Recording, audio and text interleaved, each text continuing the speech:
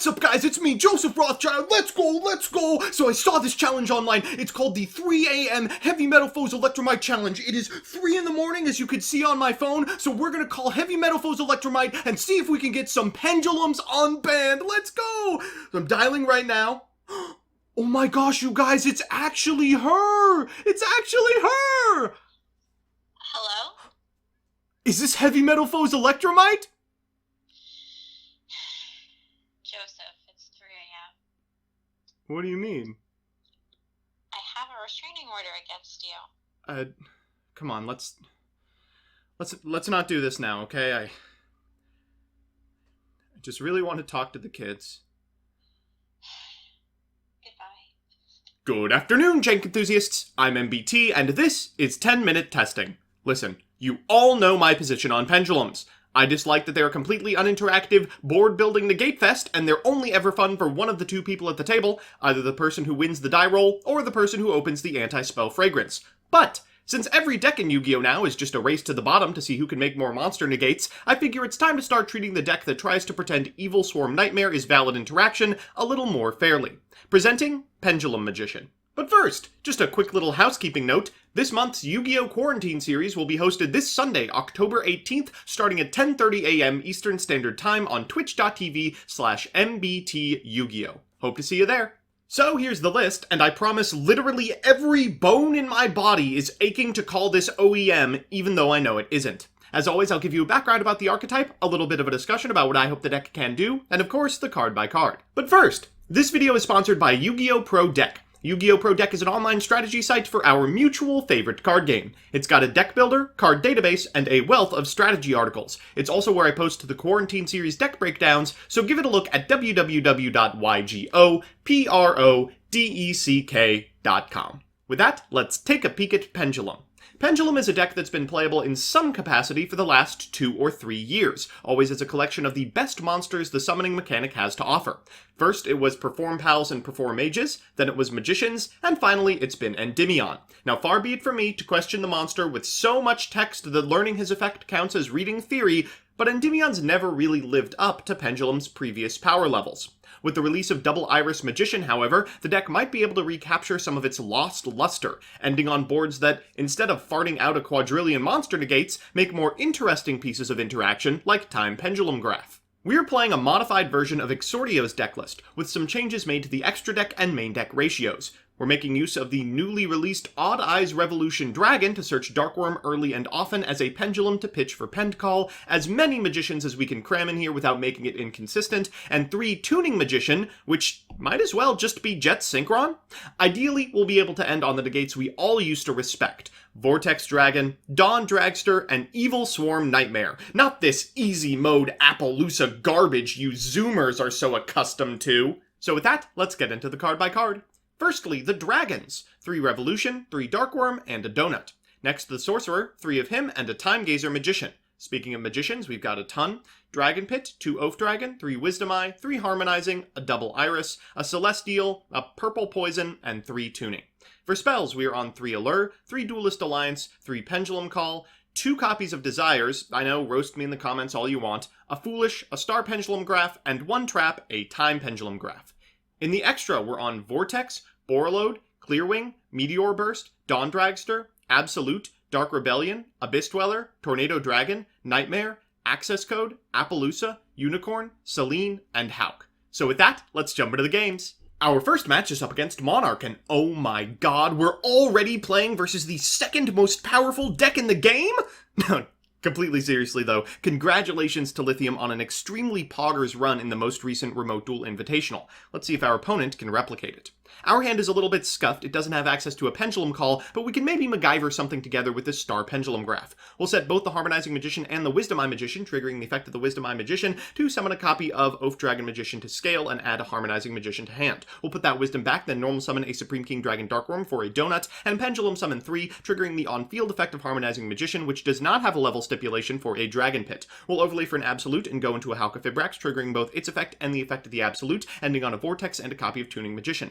things get a little crusty here. We're one material off of where we want to be. I'm going to use the native graveyard effect of Tuning Magician to bring it back, and then we're going to overlay for a copy of Tornado Dragon and activate Celine's effect to summon the Dragon Pit back so we have the stars necessary for Savage. If we had one more material, we could make a copy of Appaloosa as well, but unfortunately, we don't.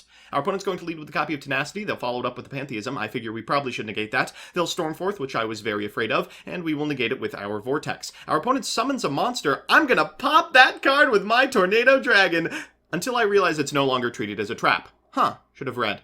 We're going to activate Time Pendulum Graph in that case to destroy this copy of the Prime Monarch, and unfortunately for our opponent, they don't have anything else to tribute. For turn, we draw a copy of Duelist Alliance. What an insane rip, and this should be all she wrote. We're going to set this copy of Harmonizing Magician, then activate the effect of Oath Dragon and Time Pendulum Graph to clear the remaining card off the field, triggering the Star Pendulum Graph for a Dragon Pit. From here, we can Pendulum summon just the Harmonizing Magician and use its effect for a 4. We will overlay for the best monster in the game, Evil Swarm Nightmare, and get in for well over lethal. They do have the Prime Monarch in graveyard, but unfortunately for them, Borreload does still have a counter. We get in for well over 8,000. Our second match is up against Evil Twin, and I could not be more happy to see the VTuber archetype in action. Just think of what this will do for the algorithm! Our opponent's going first. They're going to lead with a copy of Kiss a Kill. They'll activate its effect to summon a copy of Lila from deck and link summon a Disciple. This telegraphs to me that they have an extender, and there's the Parallel Exceed. They'll get 2 from deck and then make a Devotee. They'll trigger the effect of the Devotee so they're locked out of anything link 3 or higher for the remainder of the turn. They'll summon a couple of tokens using Devotee's effect, and then link summon a Masquerena. They'll Chaos Space, discarding a Wiverbuster and going into a Kiss a Kill. They'll trigger Kiss a Kill's effect to bring back the Lila, and then they'll make Lila using Lila's effect to bring back the Kiss a Kill so they can draw a card. They'll set 1 and pass turn. This looks unassuming, but it's quite powerful. We're going to lead with a copy of Chronograph Sorcerer. We'll activate its effect for a Time Gazer Magician. From here, we're going to normal summon a copy of Tuning Magician, trigger its effect, giving our opponent 400 life points, and they will activate Masquerena. They'll go for a Nightmare Griffin, and that's an AoE skill drain for anything that isn't linked. We'll go for a Pendulum Call here, and this is kind of hard to play around. We'll activate Pot of Desires. We draw some good stuff. We'll go Dragon Pit and Purple Poison in Scales, make Halqifibrax so some of our effects will in fact resolve. We'll go for as many monsters as we can Pendulum summon. We'll bring back the Tuning Magician to go into Meteor Burst and make Clearwing. Now this will clear our opponent's board with the exception of the Nightmare Griffin, which is protected by Masquerena. We'll have to go to battle phase to walk over that one and crash our monster to do so, but I'm still feeling pretty good. We'll activate Purple Poison because it can't be destroyed because of Pendulum Call to do a little more before activating Dragon Pit Magician to destroy the Crossout Designator, making an Appaloosa and passing. It's not pretty, but it might get the job done. They'll go for a Chaos Creator and activate its effect. We will absolutely be negating that. They'll proceed to battle phase to walk over our Appaloosa, but unfortunately for them, the rest of their hand requires being set. We'll draw for turn and wow, that's fantastic. We're going to activate Darkroom's effect first and foremost before Pendulum summoning both the Harmonizing Magician from our hand and the Chronograph Sorcerer from our extra deck, to which our opponent will concede. So it's time for game 3, and you know what that means, a best of 3 versus meta. Our opponent's playing Dinosaur, and honestly, at this point, I'm happy to see anything that isn't Link Cross into Martial Metal Marcher. They're making us go first, a decision they will regret as we add 1,000,000 cards to our... Oh, right, okay.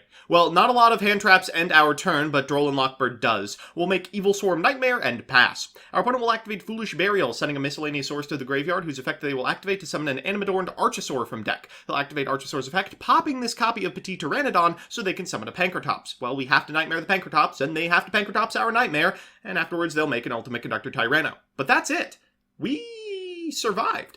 And that probably means we win. We're going to activate the effect of Dark Worm in Graveyard, which will eat a Solemn Warning, solemning anything but the Pendulum Summon. Oh no! We'll activate Duelist Alliance as we have a Chronograph in Scale, and then activate Chronograph to summon a copy of Time Gazer from our deck. From here we can normal summon a copy of Harmonizing to make Halqifibrax and summon a copy of Tuning Magician from our deck. We'll make Celine and activate her effect as she has 3 counters in order to summon back this copy of Double Iris so we can make Appaloosa. We'll activate Pendulum Call to get a couple of Scales. We'll set Oath Dragon and a Celestial Magician before activating Oath Dragon's effect, getting a Harmonizing for next turn, and summoning Chronograph, Double Iris, Time Gazer, and the Harmonizing that was already in hand. We'll summon a copy of Purple Poison as well, and this should be the end of the game. We'll go into our powerful Xyz monster. Our opponent will attempt to tuck our monsters. Ooh, not with an Appaloosa on the field, he won't. And we'll bring back Tuning Magician, so we can Synchro Summon a Borreload Savage Dragon, just in case. We'll proceed to the battle phase and walk over for 6,000 damage, getting in for lethal with Appaloosa. So it's time for game 2, and provided we can get lightning to strike twice, we should be able to do this. We're going to lead with a copy of Revolution Dragon to add a redundant copy of Supreme King Dragon Darkroom to our hand, at which point our opponent deploys the Droll. 2 games in a row, come on. Okay, well, we can make Time Gazer Magician and normal summon a Tuning. From here we can go to Halqifibrax and summon another Tuning from deck, then we can go to a copy of Celine and bring out Appaloosa, except there's no spells anywhere. Okay, I guess we're ending on this. Our opponent's going to lead with a copy of Fossil Dig. Next, they'll activate Foolish Burial in order to send a copy of Giant Rex to the graveyard and normal summon a copy of Archosaur. They'll activate Archosaur and then trigger the graveyard effect of Cotlas to get a copy of Double Evolution Pill. They'll fire one of the Double Evolution Pills for an Ultimate Conductor Tyranno before summoning back the Giant Rex, activating Miscellaneous Source's first effect, and second for 2 to summon a Baby Sarosaurus from deck. From here, they can activate UCT in order to pop the Baby Sarosaurus and make a copy of Soul Eating Oviraptor. Oviraptor will trigger, adding another UCT to hand, and then they'll activate Oviraptor's effect to bring back the Archosaur. They'll go into a Phoenix, activating Phoenix's effect to pop our Unknown back row and make a second UCT. This is massively the end of the game. So it's time for that all-important Game 3, and thank God, 3 games it took, but no Droll Lockbird in the opening hand. They've made us go first once again. We're going to set Chronograph Sorcerer and fire off a Pendulum Call. Afterwards, we're going to activate Chronograph Sorcerer's effect to summon a Time Gazer from deck. We'll normal summon this copy of Harmonizing Magician to get a Halqifibrax, whose effect we will activate to get a copy of Tuning Magician. We will set Scales, and after we do that, we can link summon a copy of Selene, who will get 4 counters. We'll remove 3 of them in order to summon back one of these spellcasters from the graveyard, and then trigger the effect of Tuning Magician to give our opponent just a little bit more life, trigger the effect of Oath Dragon Magician, and make an Appaloosa. From here, we can Pendulum summon Time Gazer and Harmonizing and Chronograph, triggering the Harmonizing to get a copy of Celestial Magician. We'll go into Savage Dragon, equipping this copy of Selene, and then trigger the effect of Tuning Magician, giving our opponent some life points in the process once again before making a Dawn Dragster. We'll set a copy of Time Pendulum Graph and pass back to them.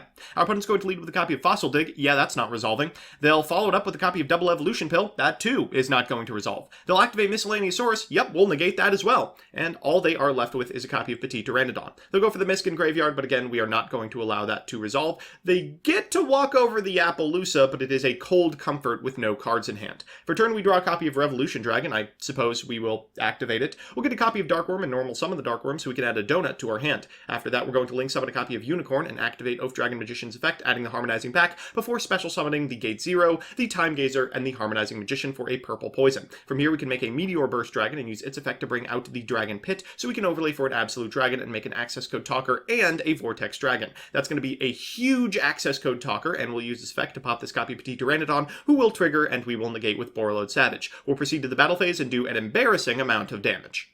So we're back with the deck, and oh my god, Pendulum best deck! Let's go!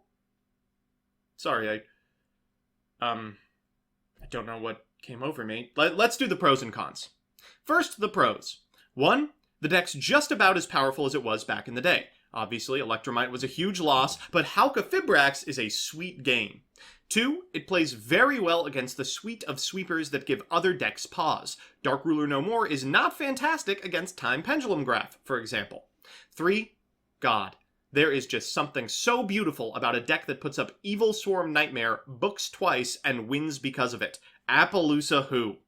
And the cons.